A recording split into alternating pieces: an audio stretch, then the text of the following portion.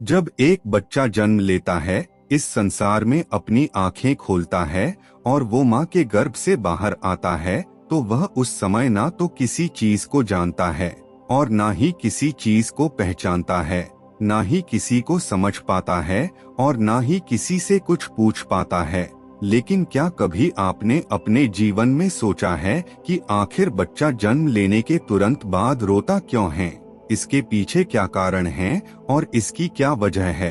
हिंदू धर्म शास्त्रों के अनुसार वैसे तो इसके पीछे एक पौराणिक कथा की मान्यता है, लेकिन यह एक ऐसा सवाल है जिसके बारे में हर कोई जानना चाहता है कि आखिर बच्चे जन्म लेने के तुरंत बाद रोते क्यों हैं? इसका सबब क्या है?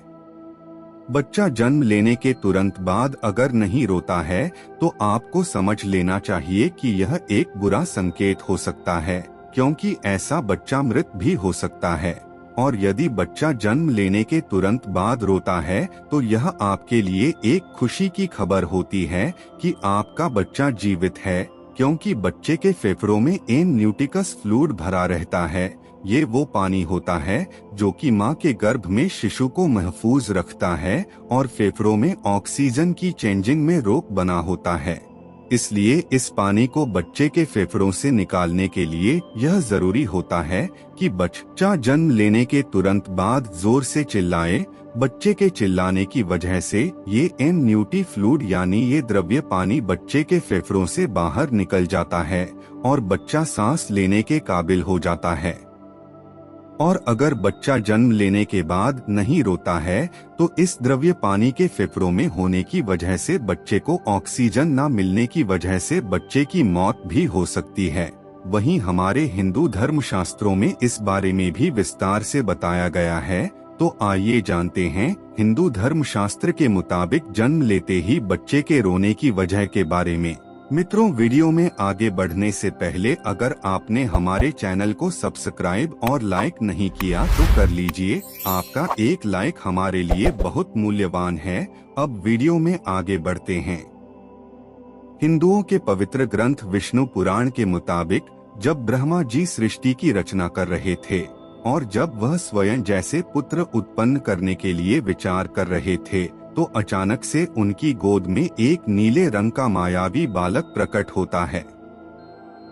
ये बालक रोते हुए ब्रह्मा जी की गोद में इधर उधर उथल पुथल कर रहा था। जब ब्रह्मा जी स्वयं उस बालक से इसकी वजह पूछते हैं तो वह बालक कहता है कि मैं कौन हूँ और मैं कहाँ पर हूँ। इस पर ब्रह्मा जी कहते हैं कि पैदा होते ही तुमने रोना शुरू कर दिया, इसलिए मैं आज से तुम्हारा नाम रुद्र रखता हूँ। ऐसी मान्यता है कि इस बच्चे के जन्म से पहले किसी बच्चे ने रोना शुरू नहीं किया था, बस तभी से जन्म के बाद बाकी बच्चों में भी रोने का नियम बन गया और हमारे हिंदू शास्त्रों के अनुसार ऐसी पौराणिक मान्यता है। बच्चे जब माँ के गर्भ से निकलकर पहली बार बाहर की दुनिया को देखता है तो रोना शुरू कर देते हैं। इस समय जब बच्चे रोते हैं तो उनके रोने की आवाज ऐसी होती है जैसे वह पूछ रहा हो कहाँ कहाँ। ऐसा इसलिए होती है क्योंकि धरती पर आने के बाद उसे लगता है कि वह कहाँ आ गया। वह परमब्रह्म से कहता है कि हे भगवान, मुझे फिर से इस संसार में कहाँ भेज दिया। लेकिन यह ईश्वरीय विधान है कि जो जीवित है उसे एक दिन मरना है और जिसकी मृत्यु हो चुकी है उसे नया शरीर लेकर पुनः पृथ्वी पर आना है। इसी तरह ब्रह्मा का सृष्टि चक्र चलता है। ब्रह्मा जी द्वारा सृष्टि रचना के क्रम में ही बच्चे का कहाँ खा करके रोने का रहस्य छिपा हुआ है। विष्णु पुराण के अनुसार सृष्टि रचना के समय का जो वर्णन मिलता है उसके अनुसार ब्रह्मा जी जब अपने समान पुत्र उत्पन्न करने के लिए चिंतन करने लगे तब उनके गोद में नील वर्ण वाला एक बालक प्रकट हुआ। यह बालक ब्रह्मा जी के गोद से उतरकर रोता हुआ इधर उधर भागने लगा। ब्रह्मा जी ने उस बालक से पूछा कि तुम क्यों रो रहे हो। प्रश्न के उत्तर में बालक ने कहा कि मैं कहाँ हूँ, कौन हूँ, मेरा नाम क्या है। इस पर ब्रह्मा जी ने उसे बताया कि जन्म लेते ही तुमने रोना शुरू कर दिया, इसलिए तुम्हारा नाम रुद्र है। ब्रह्मा जी द्वारा नाम बताने के बाद यह बालक 7 बार फिर रोया। इसलिए ब्रह्मा जी ने इनके अन्य 7 नाम दिए: भव, शर्व, ईशान, पशुपति, भीम, उग्र और महादेव।